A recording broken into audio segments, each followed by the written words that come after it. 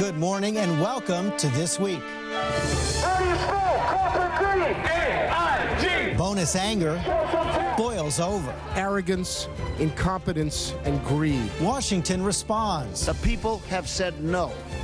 In fact, they've said hell no. The only way to get their money back is to tax it back. They got a bomb strapped to them. You don't want them to blow up. Did AIG and the banks get what they deserve, or has Congress gone too far?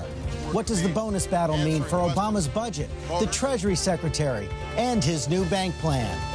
Questions for top players from the House, the Senate, and the White House. Our This Week debate.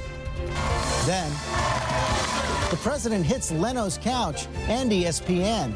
But should he have stayed home? That and all the week's politics on our roundtable with George Will, Donna Brazil, Robert Reich, and ABC's business correspondent Betsy Stark. And, as always, the Sunday Funnies. Let's go get AIG!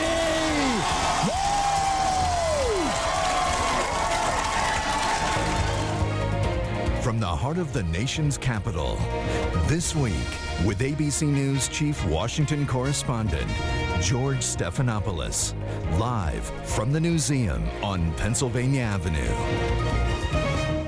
Hello again. Well, you can sum up Washington's agenda this week in just 2 words: anger management. The key question, how to deal with the rage unleashed by those AIG bonuses without undermining the broader effort to fix our financial system.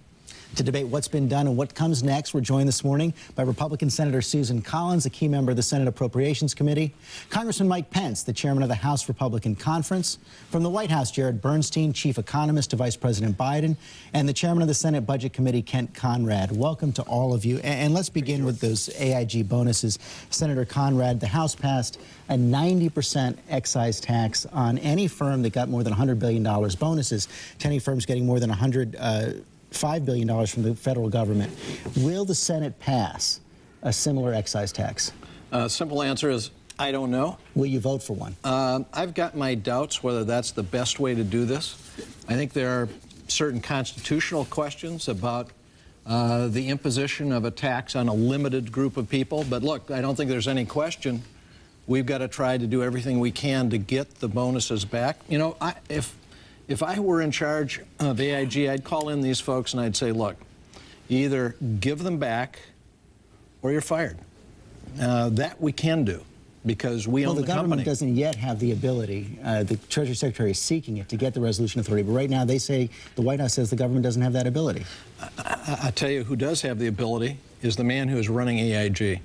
He is in charge of the company. He could call in those people and say, look, you either give it back or you're going to be fired. There's no way you can justify when the federal government is putting up $170 billion to rescue that company, that folks who were involved in creating this mess get $165 million in bonuses. Senator Collins, your main colleague, Senator Snowe, said she'd prefer to wipe out any bonuses to any financial institution receiving government money. Do you agree? Well, first of all of us are angry that this happened in the first place, and it could have been prevented. It isn't just the head of AIG. The Treasury Secretary could have made, as a condition of receiving the money, a requirement that would have prohibited these bonuses.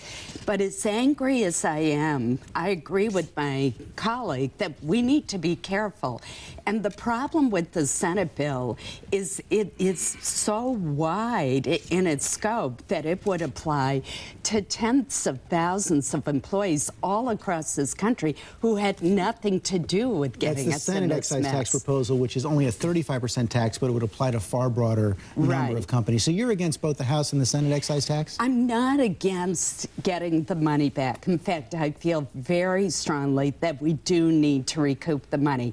I'm just not certain that either the House-passed bill nor the Senate bill are the best approach. We need to look for an alternative means of recouping this money that doesn't cause further harm to our economy as we're trying to get banks lending. Is there another means? I mean, that's the question. Yes. As Kent Conrad said, I think there are other approaches. We can have the Treasury Secretary put more heat on AIG. He never should have allowed this to occur in the first place.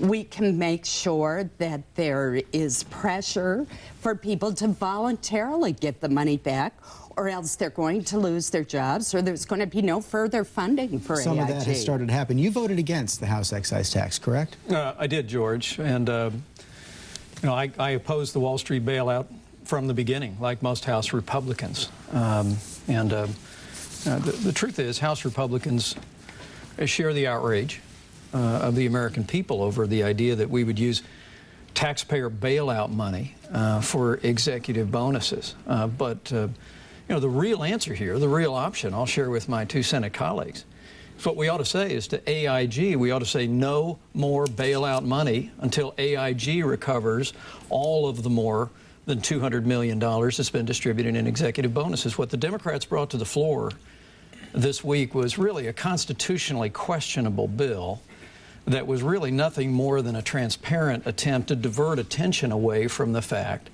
that because of Democrats in Congress and the administration, these bonuses were able to be distributed to begin with. There was language in the bill that was authored by a senator from Oregon and Senator Snowe that would have prevented these bonuses from going forward.